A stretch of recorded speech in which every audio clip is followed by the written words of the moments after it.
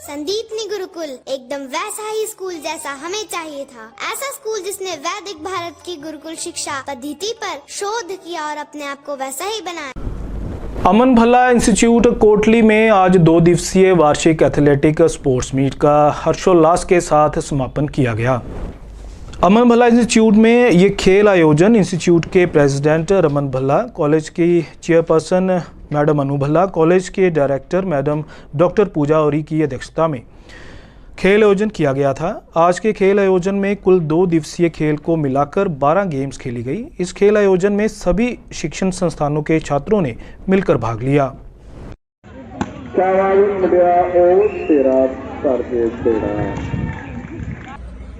अमन Bhalla college के अंदर आज स्पोर्ट्स डे का दूसरा दिन मनाया जा रहा है।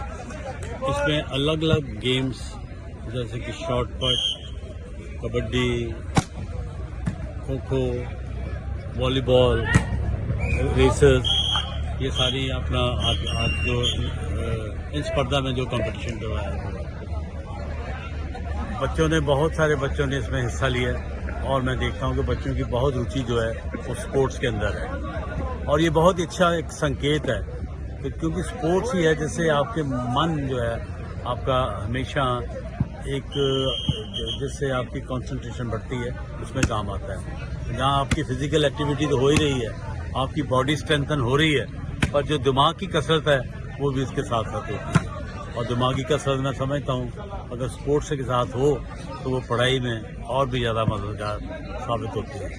तो आज अभी फाइनल अभी होंगे और मैं चाहता हूँ कि जिसको भी ये प्राइजेस मिले वो उनको मुबारक हो बहुत ज़्यादा, और पर जो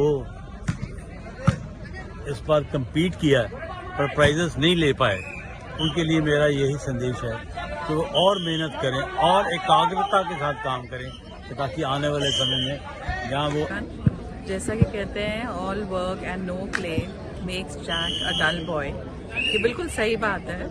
आज अमन भल्ला कॉलेज के कैंपस में हमने स्पोर्ट्स डे 2 दिन का रखा हुआ है। Today is the final day और मैं समझती हूँ कि स्पोर्ट्स बच्चों के लिए एक बहुत ही इम्पॉर्टेंट चीज़ है जो कि उनको फ्रेश रखती है, उनके माइंड को फ्रेश रखती है, उनको हैप्पी रखती है, उनको हेल्दी रखती है, जिसकी वजह से बच्चे अपनी एकेडमिक्स में बहुत अच्छी तरीके से कंसंट्रेट कर सकते हैं और अच्छे स्टूडेंट्स बन सकते हैं। तो स्पोर्ट्स हमारी लाइफ का एक बहुत ही अहम चीज़ है जो होनी बहुत ज़रूरी है। जैसे कि पहले सबने कहा ही है, कल भी हमारे यहाँ फर्स्ट डे स्पोर्ट्स का था, बच्चों के सारे कॉम्पिटिशन्स हुए हैं, बहुत सी गेम्स हुई हैं हमारे यहाँ पे।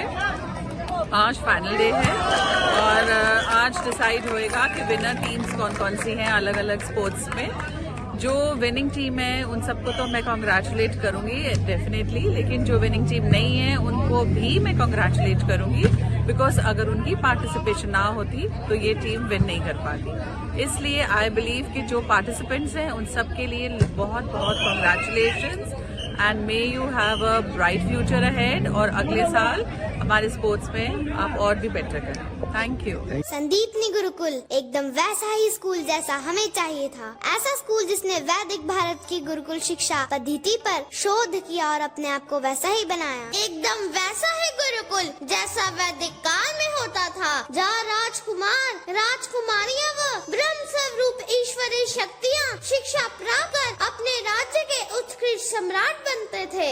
भारत एक विश्व गुरु था। 530 ईसा पूर्व तक दुनिया की आधी से ज्यादा संपत्ति भारत के पास थी और फिर शुरू हुआ भारत पर आक्रमण का सिलसिला और मेरा भारत लुटता रहा, कभी धन संपदा से तो कभी ज्ञान संपदा से। हमारे गुरुकुल इतने महान थे कि इनमें दुनिया को बदल दे ऐसा ज्ञान दिया जाता था। 18 अलग अलग विषयों में शिक्षा दी जाती थी। 1858 में ब्रिटिश सरकार एक एजुकेशन एक्ट लाई। लॉर्ड मैकॉले ने तब सबसे पहले एक सर्वे करवाया। सर्वे में यह पाया गया कि भारत का लिटरेसी रेट 97% है। यह जानकर उनको बहुत हैरानी हुई और उन्होंने सभी गुरुकुलों में आग लगा दी और सभी गुरुओं को मारा गया और फिर आगमन हुआ कॉन्वेंट सिस्टम का। आओ भारत को जागृत करें, ऋषि मुनियों के ज्ञान को बचाना है और अपनी आने वाली पीढ़ी तक पहुंचाना है। एक दूसरे का साथ दे और आधुनिक युग के भारत को विश्व गुरु बनाने वाली गुरुकुल शिक्षा को उजागर करें। बच्चों में coding, artificial intelligence, application development, ethical hacking, public speaking के साथ साथ ब्रह्मचर्य, मंत्रोच्चारण, निर्भय तथा सत्य जैसे दैवीय गुणों के संगम से प्रत्येक विद्यार्थी को महानता की ओर ले चले।